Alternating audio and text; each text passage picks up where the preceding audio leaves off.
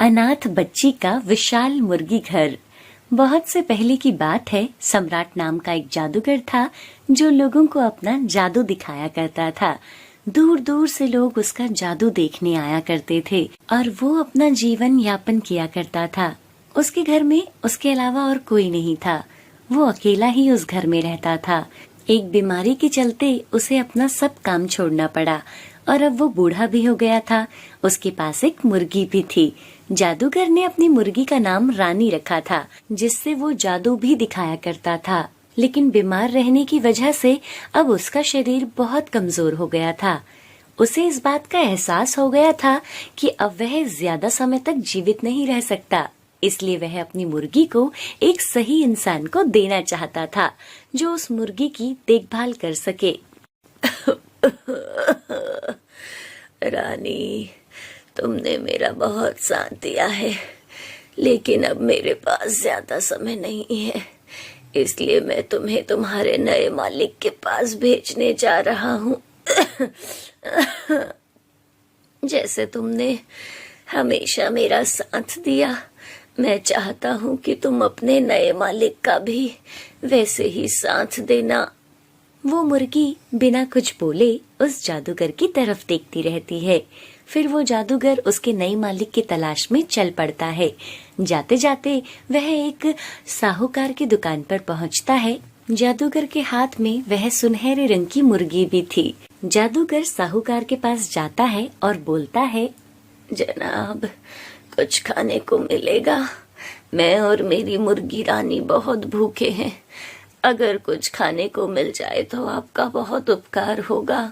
साहूकार उस जादूगर और उसकी सुनहरे रंग की मुर्गी रानी की तरफ देखता है और सोचता है, खाने के लिए खाना तो मिल जाएगा, लेकिन ये बता, ये साथ में मुर्गी लेकर कहाँ जा रहा है? इसको देता जा, बदले में तुझे खाना दे दूंगा। उसकी बातों से वह जादूगर समझ गया था कि वो बहुत लालची इंसान है और ये उसकी मुर्गी को नुकसान पहुंचा सकता है। और वह जादूगर बिना कुछ बोले वहाँ से चला जाता है। आगे जाते जाते जादूगर एक पहलवान के पास पहुंच जाता है, जो घर के आंगन में बैठकर खाना खा रहा था। जादूगर उससे बोलता है, कुछ खाने को मिलेगा क्या मुझे और मेरी मुर्गी रानी को? बहुत भूख लगी है। कुछ खाने को मिल जाए तो आपकी बड़ी कृपा होगी। पहलवान जैसे ही उस सुनहरे रंग की मुर्गी को देखता है, उसके मुंह में पानी आ जाता है। सुनहरे रंग की मुर्गी, इसको खाने में तो बहुत मजा आएगा। ये मुर्गी कहाँ से मिली तुम्हें? चल, इस मुर्गी को मुझे दे जा और ये ले, एक रोटी इसको खिला लेना। मैं ये मुर्गी नहीं दे सकता। देख, फोकट में तो तुझे मैं कुछ नहीं देने वाला। वैसे भी तू खुद तो खाना खा नहीं सकता, तो इस मुर्गी को क्या खिलाएगा? मेरी बात मान, मुझे देता जा इसे। इसके बदले में मैं तुझे 500 रुपए देता हूँ। जादूगर समझ गया कि ये पहलवान भी मुर्गी का ध्यान नहीं रखेगा, बल्कि उसे खा जाएगा। जादूगर वहाँ से चला जाता है। ऐसे ही 2 दिन हो जाते हैं, लेकिन अभी तक जादूगर को कोई ऐसा इंसान नहीं मिला था जिसपे जादूगर को भरोसा हो, जो उसकी मुर्गी रानी का ध्यान रख सके। ऐसे ही जादूगर एक गांव में पहुंच जाता है। वहां जाते जाते वह एक घर में पहुंच जाता है, जहां एक छोटी सी झोपड़ी थी। कोई है यहाँ जो भूखे को खाना खिला सके? जादूगर की आवाज सुनकर उस झोपड़ी में से एक लड़की बाहर आती है, जिसका नाम मुन्नी था।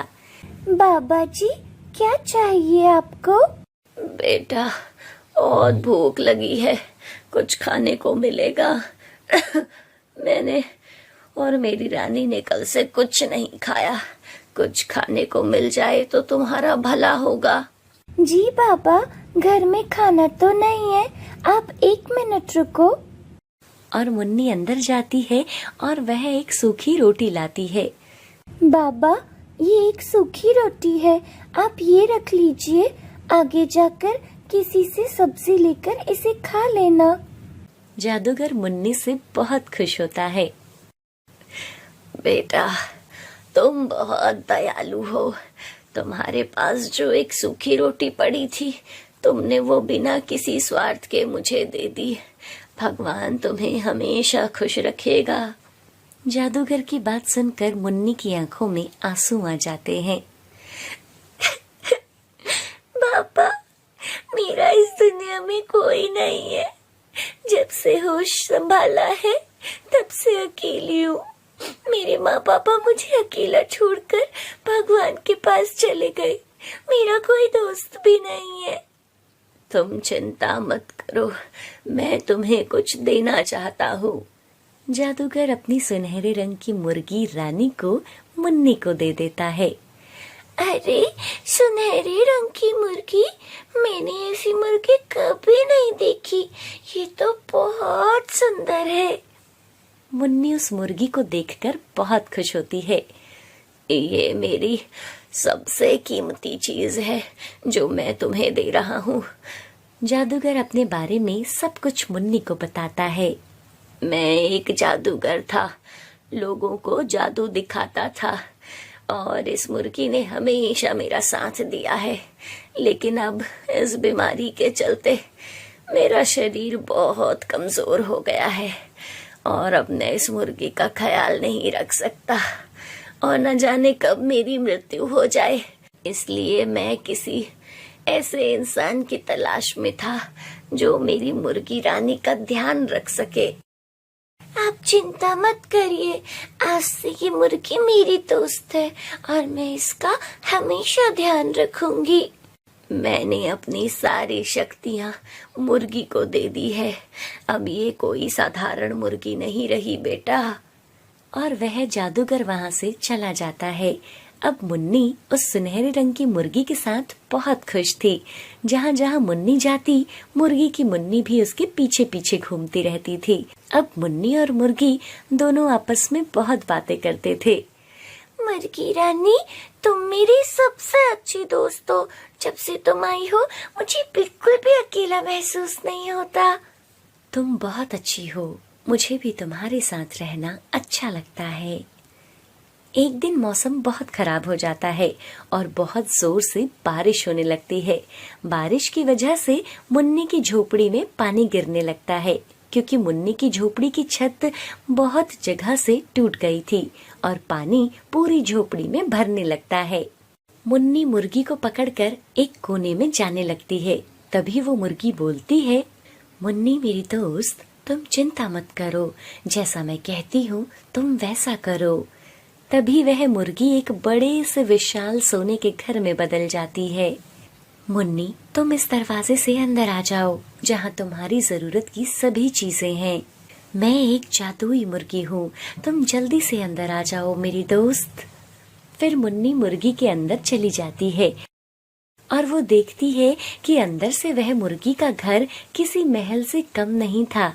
वहाँ मुन्नी की जरूरत की सभी चीजें थी।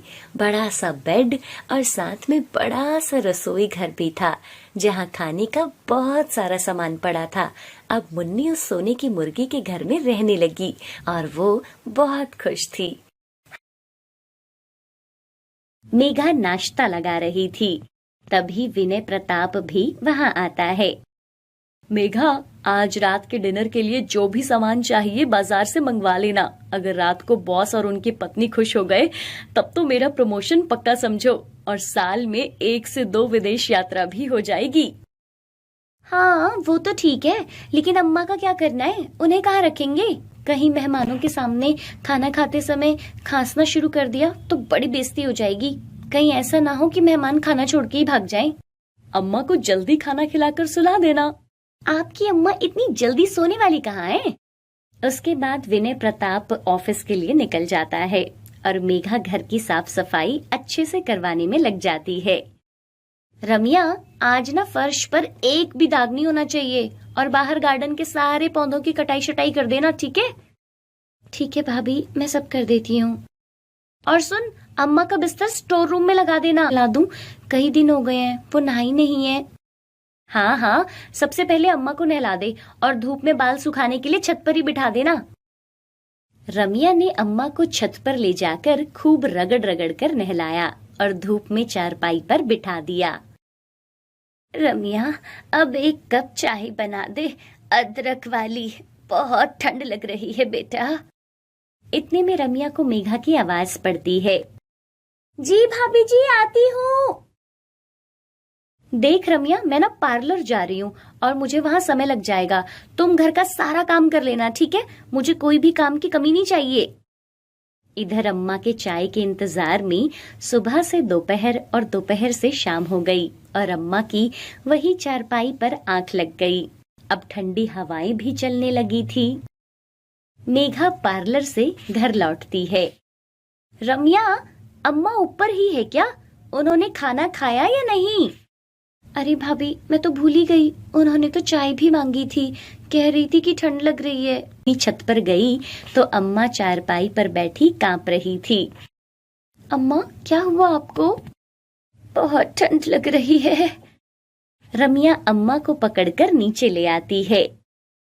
रम्या, आज अम्मा का बिस्तर स्टोर रूम में लगवा दो। पर भाभी, वहां तो कबाड़ रखा है। अरे, एक दिन की तो बात है, कल दूसरे रूम में ले जाएंगे। रम्या ने अम्मा को स्टोर रूम में बिस्तर पर बिठाकर खाना दे दिया। अम्मा, आप ये खाना खा लो, आज मेहमान आने वाले हैं। मैं ना बाद में आकर बर्तन ले जाऊंगी, अभी मुझे बहुत सारी तैयारी करनी है। अम्मा टुकर टुकर रम्या को ताकती रही, लेकिन पूछने का साहस ना था कि खाने में क्या क्या पकवान बनाए जा रहे हैं। मेघा को पता था कि ऑफिस के बॉस और उनकी पत्नी बहुत मॉडर्न हैं, इसलिए वह खुद भी सुबह से अपने आप को सजाने में लगी हुई थी। शाम के 5 बज गए थे। सारा खाना तैयार हो गया है ना? सारे कांटे और प्लेट्स को सूखे कपड़े से साफ कर दो, एक भी दाग नहीं दिखना चाहिए। अब तो ऐसे परेशान हो रही हैं जैसे कोई पहली बार खाने पर घर आ रहा हो। हाँ, इस बार तुम्हारे साहब के बॉस आने वाले हैं। हर बार तो इनके दोस्त ही होते हैं। चल तू जल्दी कर, जल्दी सलाद भी काट ले। सिर्फ कचौरियां मैं खाने के समय ही बना दूंगी। जी भाभी, मैं सब देख लूंगी। इतने में विनय प्रताप भी घर आ जाता है और अपनी पत्नी को देखकर बोलता है, क्या बात है, लगता है आज मैडम ने कोई काम ही नहीं किया, खुद को सजाने में ही लगी रही। बहुत सुंदर लग रही हो वैसे। अच्छा जी, ऐसा ना कुछ नहीं है, घर का सारा काम हो गया है और खाना भी तैयार है। अम्मा कहाँ है? वो स्टोर रूम में उनका बिस्तर लगवा दिया है। विनय प्रताप सीधा अपनी अम्मा के कमरे में पहुंच जाता है। बेटा, हमें तो बनारस ही भेज दो, हम यहाँ नहीं रहेंगे। अम्मा, ये क्या मुसीबत है? इस समय आप ऐसी बातें क्यों कर रही हो? जाना ही है तो कल भेज देंगे। बेटा, अब मैं इस घर की साज सज्जा में फिट नहीं बैठती हूँ। सुबह हमारी बातें सुन ली होंगी। कैसी बातें करती हो अम्मा? तुम क्यों फिट नहीं बैठती हो? सब अपने माँ बाप को ऐसे सड़क पर फेंक थोड़ी देते हैं, और वैसे भी तुमसे मिलने यहाँ कोई नहीं आएगा। तुम यहाँ आराम से सो जाना, इसलिए तो तुम्हारा बिस्तर यहाँ लगाया है। विनय प्रताप ने इस बात को खत्म करना ही सही समझा। इतने में मेघा भी वहां आ जाती है। 7 वर्ष पहले अम्मा को बनारस से यहाँ ले आया था। अशोक भाई साहब के कहने पर बनारस की कोठी भी बेच दी। भाई साहब ने तो अपना हिस्सा लेकर पलट कर भी नहीं देखा कि अम्मा कैसी है, और अब वहां बनारस में था ही क्या, तो अम्मा को वहां छोड़ आते। इतने में घर की बेल बजी और मेहमान आ गए थे। उन्हें बिठाकर चाय पानी पिलाया गया और फिर खूब बातें हुई। मेघा ने आज तरह तरह के पकवान बनाए होंगे। कचौरी तो मैं आलू की रस वाली सब्जी के साथ खाऊंगी, और खीर, वाह, उसे तो सबसे बाद में खाऊंगी। कुछ देर के बाद पूरे घर में देसी घी की कचौरियों की खुशबू आने लगती है। को खाना खिलाया गया और सब खाना खाकर बहुत खुश थे। इतना अच्छा खाना और घर की साज सज्जा देखकर बॉस की पत्नी तो मेघा से बहुत खुश हो गई थी। रात के 11 बज रहे थे। यहाँ अम्मा के सब्र का बांध टूट रहा था। कितना समय हो गया है, कोई खाना लेकर नहीं आया। अब तक तो सबने खाना खा लिया होगा, पता नहीं कब आएंगे। मुझे लाकर 2 कचौरी ही दे देते तो मैं दवा खाकर सो जाती। लगता है मुझे खाना देना ही भूल गए।